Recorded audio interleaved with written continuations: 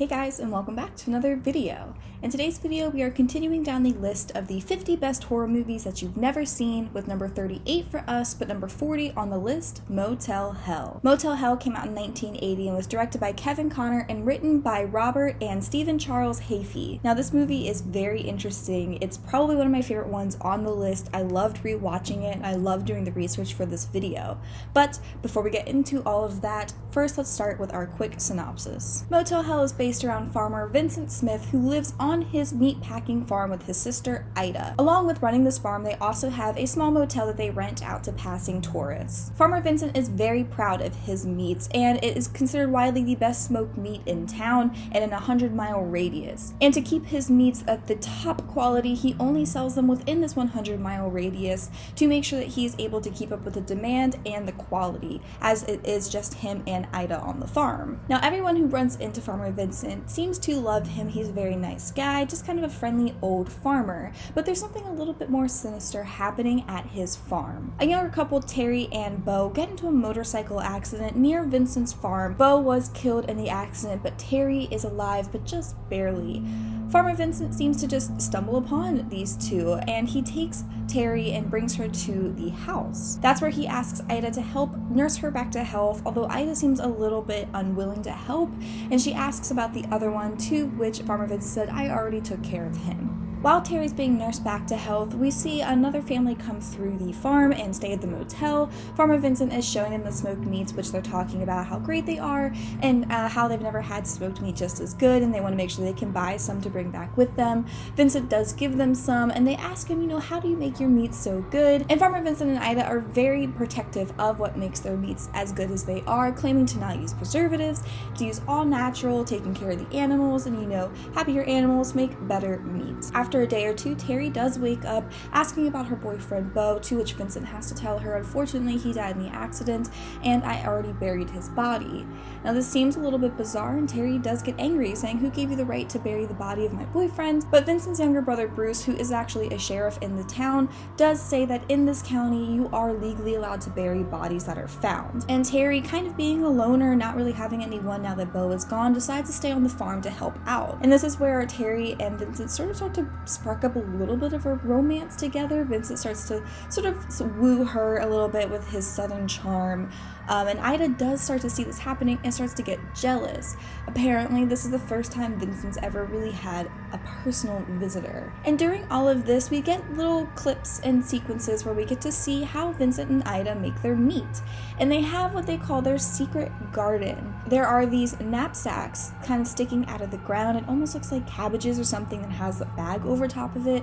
There's these weird noises sort of happening. You're not really sure what's here. And they lift one of the bags off of the things in the ground to reveal a human head. And not just a dead human head, a live person buried from the neck down in the ground. And they have a whole field of people. Ida and Vincent call these people animals. They consider them animals on the farm, and that's when we make the horrifying discovery that they are mixing the human meats in with the animal meat, and that's what makes Farmer Vincent's smoked meats so delicious. As the movie continues, we get to see different ways Vincent is able to catch his critters, and we also get to see the escalation of Terry on the farm. Her and Ida aren't really getting along. Ida is getting extremely jealous of Vincent and Terry's relationship, and meanwhile Vincent is sort of starting to lose it. He's getting a little bit careless with how he's treating things on the farm, and you're hitting that point of, is he going to kill Terry and make her part of the meat, or is he going to try and make her one of the helpers and show her this secret garden? Bruce, Vincent's brother, is jealous of Vincent and Terry's relationship as well, as he wanted to try to woo Terry,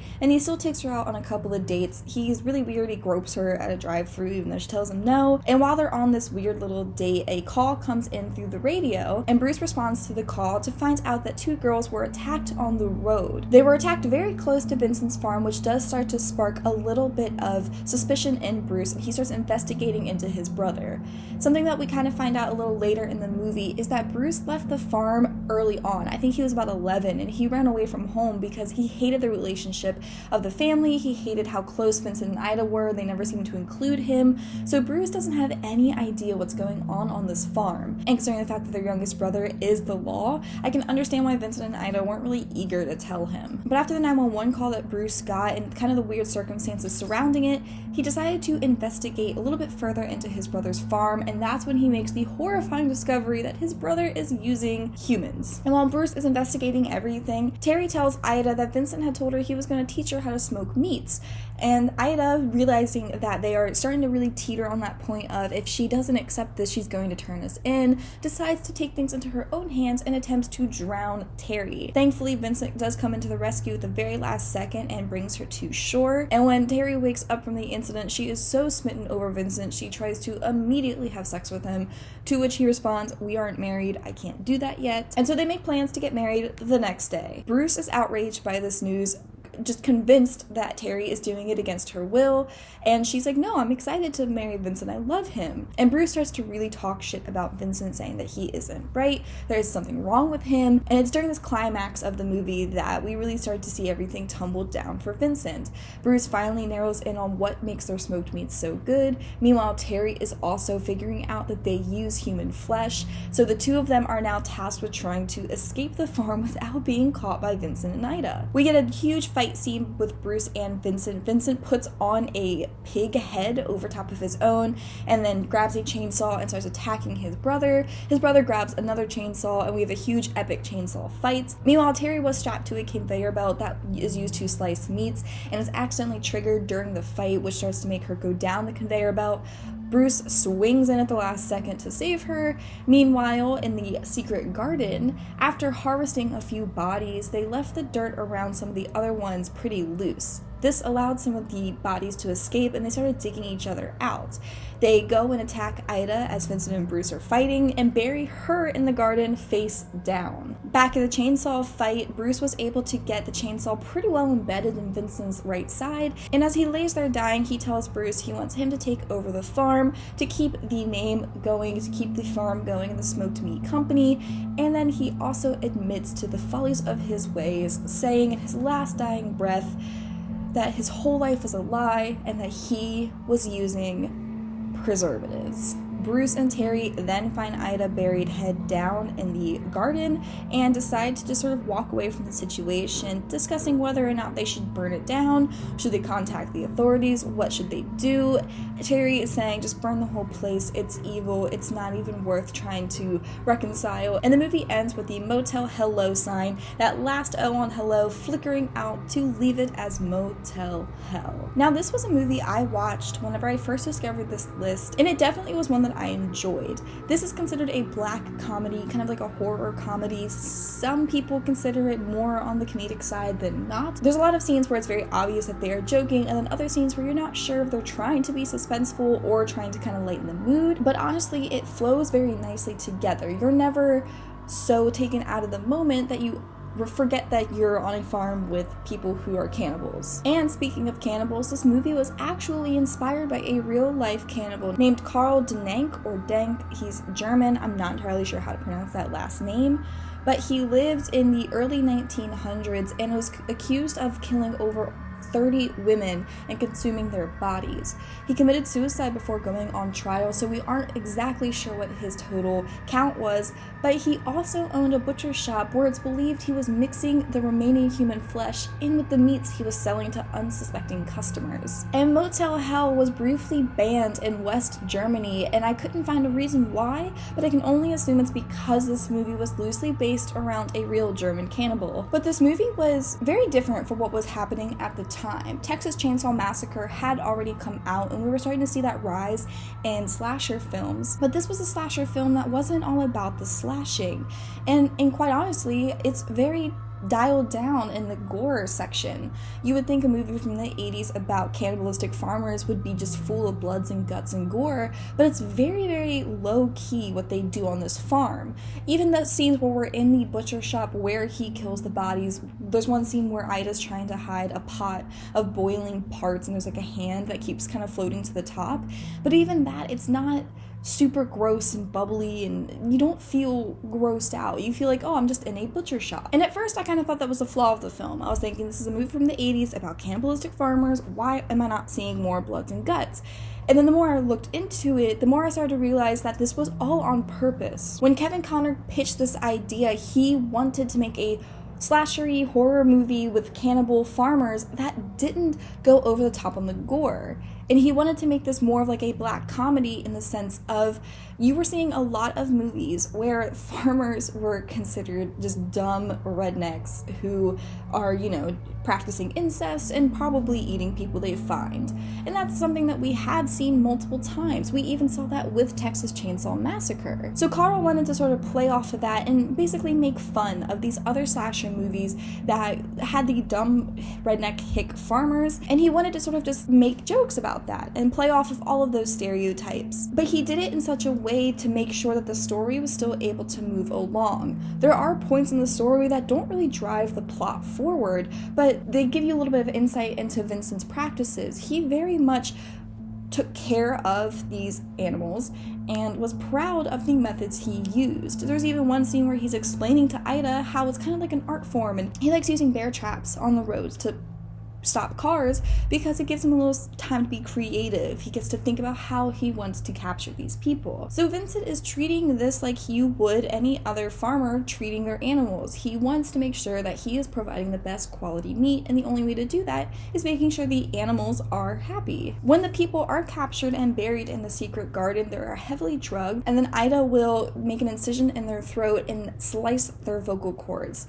This makes it so they can still live and be alive in the ground, but not be able to scream. This does result in a horrible gurgling noise, that guttural sounds that they make. The first time we see the garden, there are these huge metal discs that help reverberate the sound, and Ida will kind of play music to help make it really loud with the music, and you don't really get an explanation for why they do this, but the only thing I can think of is making sure that there's a loud sound happening, so whenever they are feeding these people and they're making their weird gutturing noises, that you can't hear it from the outside. But it's very overwhelming because with the sound reverberating, once they all start to make these noises, it becomes very overwhelming, and it sounds like you're kind of surrounded by these gross vocal cordless people. But they'll strap tubes to their throats and feed them through that. You're assuming that they just kind of defecate in the hole that they're in, and they basically just keep them in there until they considered fat enough to be mixed in with the meat. And Vincent captures people in so many different ways.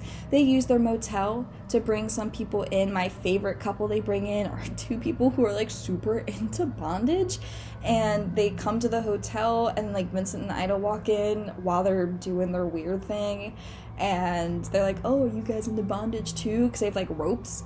And these two people who are thinking they're about to have like some weird super sexual orgy thing end up getting roped up by Vincent and Ida and then just taken to the garden. In another case, Vincent puts out cardboard cows in the road, and it makes these two girls stop, and they're like, wait, those cows are fake. And then one gets out to start like knocking them over, and then Vincent grabs her, puts a gas mask over her so she passes out, and then he attacks the other girl. Those are the two that ended up getting Bruce involved in the investigation. But there's lots of different ways that he will kind of capture his people, and then he just drugs them, takes them into his garden, and that's where he buries them and slits their vocal cords. And then he will take their vehicles or whatever remaining evidence there is and dump it in the nearby lake. And in this entire time, we never really get a full reason as how Vincent and Ida started doing this. We never hear about the first person they killed. We never hear about how long they've been doing it. We've just assuming years. And the closest we get is a back and forth between Ida and Vincent when they're talking about what they're doing. Ida, who pretty much like worships Vincent, she thinks he's doing great work here, and Vincent being the crazy one, Ida somehow ends up being like the most sane acting one. Vincent just basically says in like a passing comment that he's doing this for the better of people, and that once humanity catches on, they'll realize that what they're doing is great for the world. And the only little hint we get of what they're trying to get at is that there are too many people on this world and not enough food. So you can only assume that they are justifying these murders and cannibalistic acts by saying that there's an overpopulation of people and there's people in the world dying of hunger, so why not kill two birds with one stone? So this movie intentionally gives us very little information to go off of. It intentionally kind of just places us at this farm at this time, and we get to watch this farmer do what he loves to do. And this was all, again, part of Connor's initial idea whenever he was brought on to direct this movie. He wanted to make fun of the low-budget horror movies. As I said earlier, he wanted to make fun of the stereotypical dumb rednecks who are usually into incest or cannibalism. In this case, there's no evidence of incest. You sort of suspect it by the way Vincent and Ida interact with each other. Ida is very smitten, it seems to be, with Vincent, and very jealous when Terry comes in. But there's no actual evidence that those two have done anything together. It's just the cannibalistic farm that they run. But Connor also wanted to make fun of the silly, dramatic dialogue that kind of happens in these horror movies and people doing things that you would never do in real life. He saw these as flaws in horror movies and wanted to highlight them. He said that this movie is meant to have serious moments and then most of the time to be sort of just like a weird, dark comedy. And he didn't want it to be super blood and gore because he wanted to make it more on that lighthearted side. And that's also a reason why Ida, at the kind of end of it, sort of seems to be the most sane. Bruce sort of tried to rape Terry, and there's just something about him that you don't feel right about. Terry, you don't really know what's wrong with her because her boyfriend was killed and she's now in love with the farmer who found him that she's only known for like a week, maybe, and is going to get married to him immediately. Vincent is the one that came up with the idea of killing everyone. And Ida is the only one who really seems to be intelligent. She's the one that performs all the surgeries. She's the one that nursed Terry back to health. She has a lot of good information. She's not a dumb person. She's just sort of mixed up in a bad situation.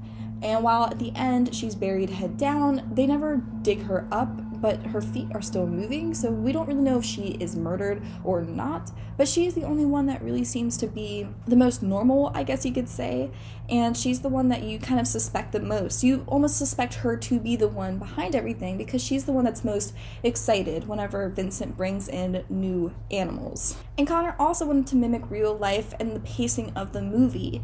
He said in real life, things happen that have no meaning or have no particular significance behind them. They're just things that happen. So we have a couple of scenes that purposely don't move the plot forward and seem sort of just randomly put in because those are things that would just happen throughout the day. There are things that you can't control and that will sort of take you out of the pacing of a situation. And they're just real life things. And Connor wanted to include that in his movie. He was very adamant about that. And from what I was reading, a lot of people compare his movie style in this film as similar to those that we were seeing in Italy at the time.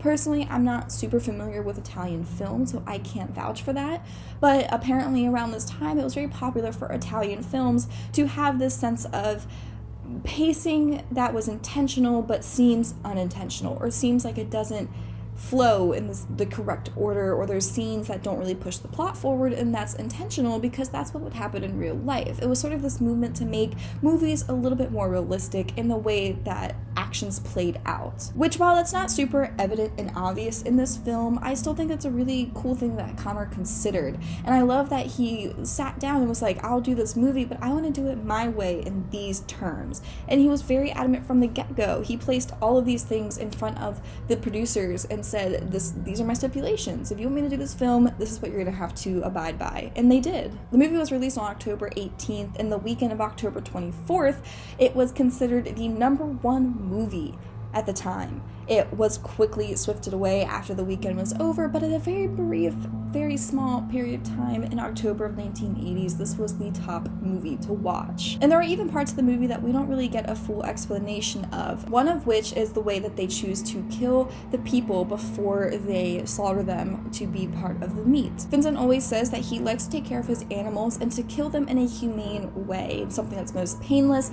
and quick and easy. And what he decided for humans is to basically put them in a hypnotic state so they are far away mentally from where they are in the world, and this is sort of, I guess, thinking that if they mentally aren't here, they won't know what's about to happen, so they won't realize that they're about to be murdered. and then they put nooses around their necks once they're in like the peak hypnotic state. And then with the tractor, Ida gets on, the nooses are tied to the tractor, and she revs it so it pops up in a wheelie, effectively snapping their necks simultaneously. And that scene in particular is one of the better scenes in my opinion, because you don't really know where it's going, and then you see the nooses get put around their necks, and you're like, oh my god, they're about to just yank these people's necks and kill them. And it's very quick. The people don't know what's going on. They're effectively in this hypnotic state, but it's still such a bizarre way to humanely kill people. You know, in America, we have the death penalty in some states still, and while it used to be via hanging, it then moved to electric chair, and it now is lethal injection, which is considered a super humane, easy, and painless way to kill someone. So it was funny to kind of see this alternative, I guess you could say, to humanely killing someone. But by far, watching those three get killed is my favorite death of the movie, because it's just so intense. Although the lights that they use to put them in the hypnotic state look like the same like color wheel spinning lights that you get for tinsel trees. I'm not sure if that's what they were. I wasn't able to really find anything on that, but that's what they look like to me, which is kind of funny, but you know, I guess they were working with what they could. This movie was shot in roughly 5 weeks and cost about $3 million to make. It grossed a total of about 6.3, so doubling what they paid to do it, but still not, you know, super big box office numbers. And that's not surprising. 1980 was a huge time for these slasher movies, and if yours wasn't at the top of the list, it was easily just kind of forgotten in the shuffle. But all in all, this was a movie I was excited to rewatch, and it's quickly rising up as one of my favorites on the list. It's a great 1980s horror movie. It's got great comedic moments. You know, it's got good cannibalism. You get a couple of really close-up gory shots. You get to see the scars on people's necks. You get to see the chainsaw on Vincent's side. So even though it's maybe not Texas Chainsaw level of gore, it still has a couple of moments, enough to consider it a good horror movie in my opinion. And just like my favorite part of 80s horror movies, it had so much boobage. There was Terry's boobs just everywhere all the time, and it's been a while since I've done a boob rating, but I will give this movie a full tits up. It was fantastic. For those of you who may not know, a running joke with my dad and I is that it's not a true 80s horror movie unless there are some boobs. Usually there's boobs in like the first scene. You get those like sex scenes where it starts out with the girl and she's topless. You get scenes where women are taking off their shirts. And this one we get, you know, Terry's in the water swimming and she's in a white shirt with nothing underneath of it. We get to see her fully topless at one point. So it's finally a good 80s horror movie that even has good boobage to it. As far as the gore rating would go, I'd have to give this one just a gorgeous rating, because as I've said, it was not a super gory movie, but I'm not faulting the movie in that sense, considering the fact that that was an intentional choice made by Connor. Hi, is it time for you now?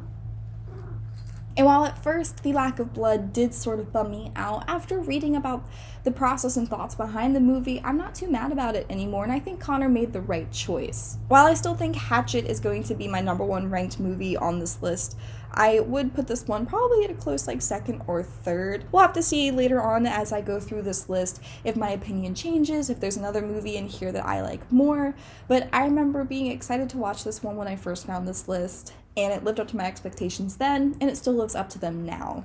But I'm definitely curious to hear what you guys think. If you've seen this movie, what was your first reaction? Do you consider it more of a horror movie, or do you think it sort of bleeds a little bit more into that comedic sense? I would love to hear what you guys think. You can leave a comment down below, or head over to my Instagram, What a Horror. I'll be making a post about this video as well. But as always, I want to thank you guys so much for watching. Please like and subscribe if you want to see more videos. I put out new videos every Friday. And until next time, stay spooky.